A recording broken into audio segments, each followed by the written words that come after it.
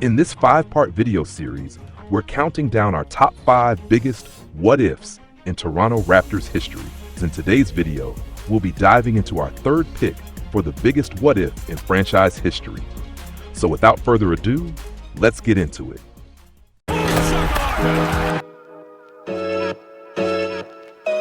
This is where we do actually have consensus. We have consensus amongst the four of us, which was Vince missing that buzzer beater 3 in Game 7 against Philly in 2001. Carter trying to get free.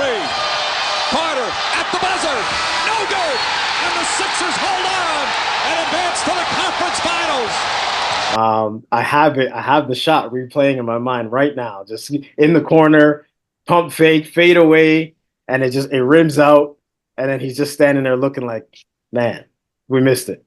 And then Allen Iverson running down the court with his hand in the air, Philly going crazy.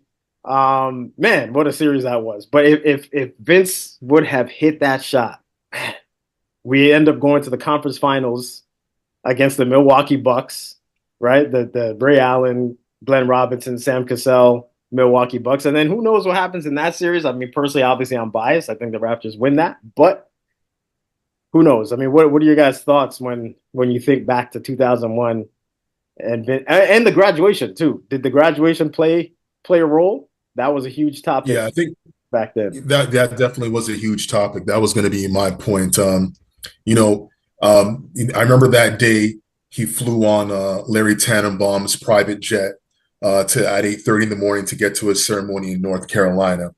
Now, typically especially in a huge game like that, in a Game 7. You're getting your rest. You're not even if you're a partier, you're not even going out clubbing the night before. You're getting your rest. You're prepping. You're doing everything you need to prepare for the game. You're not flying across the country trying to rush back to go and play in a Game 7. So on one end, you sort of understand the criticism, but on the other end, you have to remember, Vince Carter's mom herself was an educator. So she was a teacher, so education was very important to Vince and his family. So it did mean something for him to attend that game. And then when you go and you look at the results of the game, you think of the missed shot. Of course you think to yourself, maybe if he didn't have such a hectic day, he could have had his legs under him. He could not have only made that shot, but maybe made a couple of other shots during the course of the game. So it's always something that you just wonder, what if, not only if he made that shot, but what if he didn't go to the graduation? What if his focus that day was 100% on basketball? Could things have turned out differently? And, I think if that shot goes in, who knows? We could have won our first title back then. I mean, it was that close. So, we didn't get a taste of the finals again until many years later. But, I mean, it was one of those things you just kind of wonder, what if things just went a little bit differently that entire day? Would things have turned out differently for Vince on that day in 2001? That's what I'm wondering. I'm wondering if it would have sped up our timeline.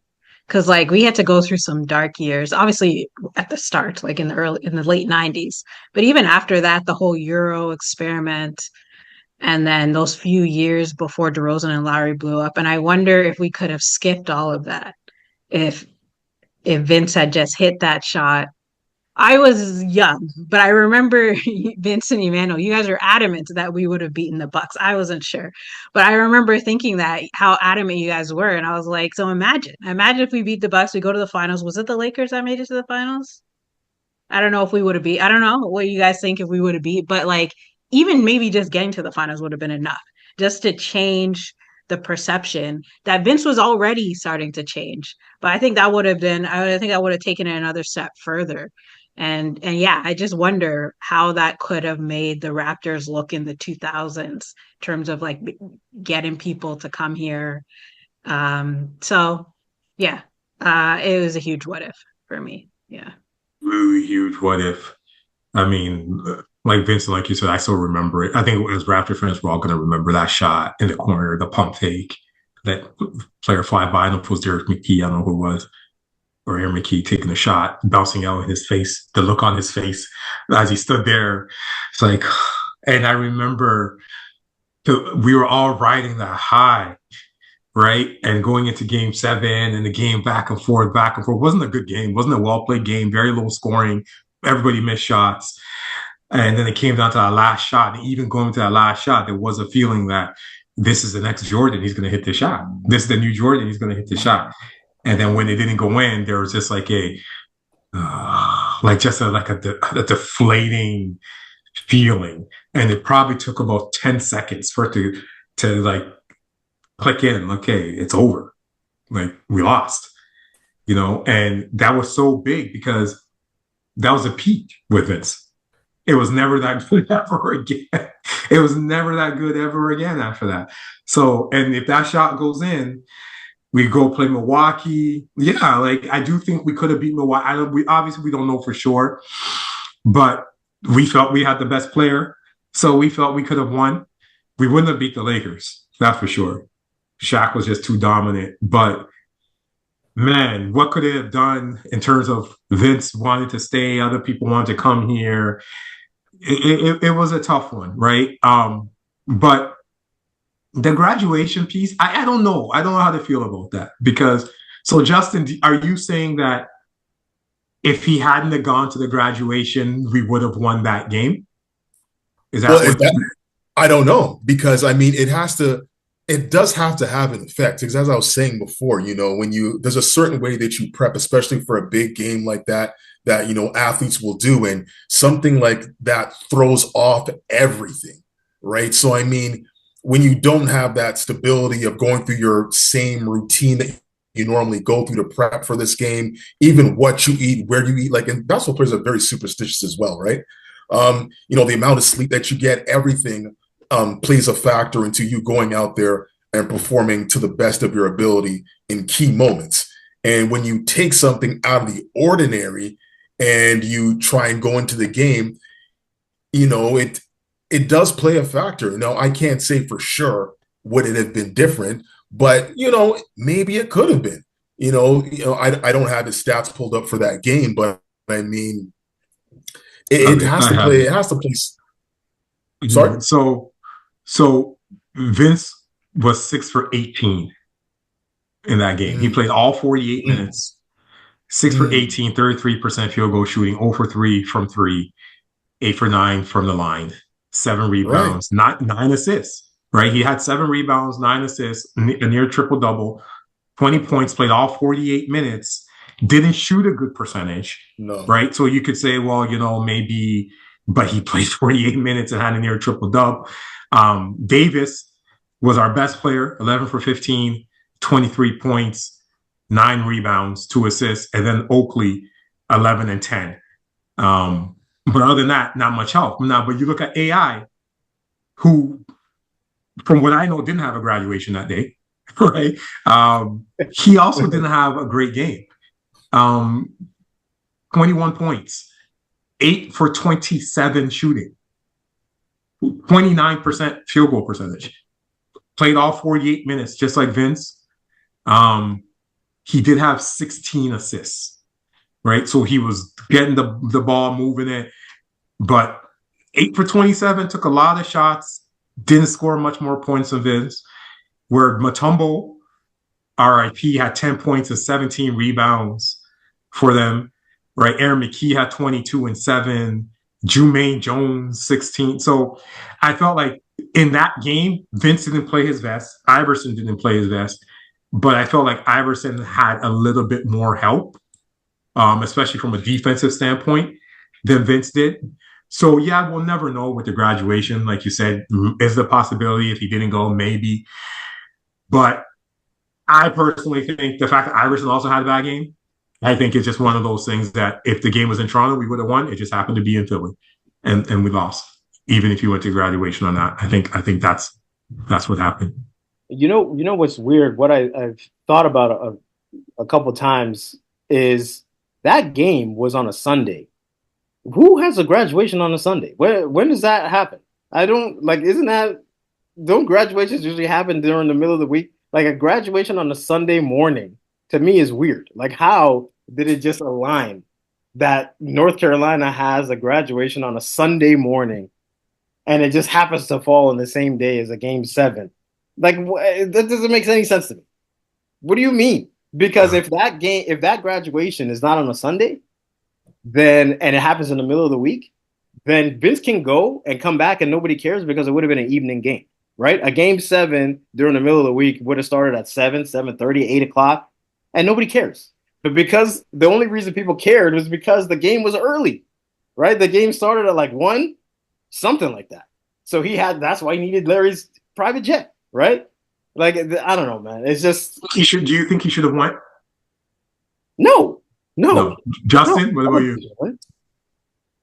Once again, I'm torn. Once again, just because of the background that he comes from, his mom being a teacher himself, he views education very differently, probably than a lot of players do. So I can't wrong him for wanting to attend this. It's a once in a lifetime thing. So I understand, but playing in a game 7 could also be once in a lifetime. You don't know if you're ever going to get there again. So, and things can go wrong. It's a plane. What if something happens and you get stuck? I mean, I think that's the biggest problem I have. It's not necessarily him attending, but I guess it's the same thing, but anything could happen. Yeah. Right? Abby, what do you think? Yeah. I don't know if I necessarily have a strong opinion on it. I think I don't really have a strong opinion on it. If it was you, would you have gone to your graduation in the morning of a big game 7 or let's say it was a big soccer championship game? It's the World Cup final. You get your graduation on the day of the World Cup final. You go to your graduation? No, I didn't even go to the one that happened in June, this past June. So no, I wouldn't go. But to Justin's point, maybe, it meant something more to him. I do wonder if he could have gone to a later one, like another, because usually they'll have one June, in November, like whatever it would have been for him. Like, I do wonder if there was like an alternative he could have thought of that allowed him to still go to a graduation, but not the one that's at the morning of your game 7 game. And I think I think that he may have thought about that, like a later one. But I remember that when they showed the images from that graduation, like he's there laughing it up with his friends and stuff. So I feel like he wanted to go to that one because his friends were going to be there, and he was looking forward to it. And to Justin's point, his mom's an educator, so he promised her he was going to attend the graduation. I get all that, but listen, like mom's going to have to take a back seat. Like, come on, this is game 7, okay? You're in the pros. This is game 7. 2001, the Raptors franchise has never been to this point before, right? And what do you mean you need to go to your graduation? It's like, I don't want to say who cares, but like, like, come on. Once you attend your graduation, that's it. It's done. Like, it's not even a big deal. You're there for hours just to hear your name. They call your name, 5 seconds go by, and then that's it. Then you're waiting there hours for everybody's name to get called. Give me a break. Like, I agree. I don't think it's a reason they lost. But no, I don't think he should have went. Like, come on, man. Like, and they try to make all education. He's prioritizing education. Man, why don't you prioritize the people paying you millions and millions and millions of dollars? Like, that's what you should prioritize. Like, you go to get an education and get your degree so you can make millions and millions of dollars. You're making it. Like, this is just to show face, right? Just to show that it's important. And again, I get it. It sends a good message, all that stuff. But damn, game 7. Exactly. You know what I mean? Like, I wish he had not done that. Again, I don't think it's why they lost, but it gave a reason for people to, like, even Antonio Davis made comments. It just gave reason for people to just poke at him and say he's soft, he's this, his mind isn't focused, all this other stuff that we saw later on, why he never ultimately maximized, in my opinion, his full potential, right? So... And I'm just going to say one last thing before we move on to our top 2 picks. So to Justin's point, game 7 could be a once in a lifetime thing, right? So after that game 7, you just mentioned, Emmanuel, about Antonio Davis having comments. I don't think Antonio Davis made it to another game 7 after that. Okay. I don't think Charles Oakley made it to another game 7 after that. We know Vince has, but I don't think those vets and those guys, Alvin Williams, I don't think he made it to another game 7 after that. Mo Pete as well. So it just goes to show how important the moment is, right? So, and you can't do anything that can jeopardize that moment in any way. So I know with Vince, he was young. He's probably thinking, okay, it's not a big deal. We'll have more opportunities. But one thing you said when you were talking about your top 3 pick, I can't remember now if it was your top 3 or your top 4, when you mentioned Vince and him having alpha talent, but not necessarily like alpha tendencies. I feel like Vince being the way he was is why he stayed with us, right? Which is basically what you're saying. Like, he wasn't a guy who felt like he needed to go to the States and be the man in the States. He was okay being in Toronto, being in Canada. He didn't necessarily need to have that whole spotlight, even though his game just naturally attracted the spotlight. But in terms of him as a personality, he wasn't somebody who actually sought that spotlight out. Like, right. So I feel like the same reason that made Vince sort of stay with us is the same reason why he did things that we also didn't like, which was going to that graduation, which was saying, you know what, I don't think I'm going to dunk anymore, which is saying, you know, I'm not going to do the dunk contest anymore. Not necessarily playing hard all the time prior to him being traded. Like there was things in him. And then even during that same classic Philly series, you know, there was one of those games in Philly where, you know, he got slapped across the mouth and then that was it. He's like, okay, I'm done for the night. I'm not playing again. And so there were little, I think like 20 or 30 very early. And then he got slapped, I think, by Mutombo. And then his lips were hurting and he never came to the game. Right. Guys said they literally said, oh yeah, his lips are hurting. And then they were interviewing his mom, right? Talking about how his lips are hurting. So it's like all these things, right? There's all these little things about him that's like the reason why he stayed here is also the same kind of reasons why he did things that we didn't really like, right? But anyways. Thanks so much for watching. Stay tuned for our next video where we discuss our picks for the second biggest what if in Toronto Raptors history.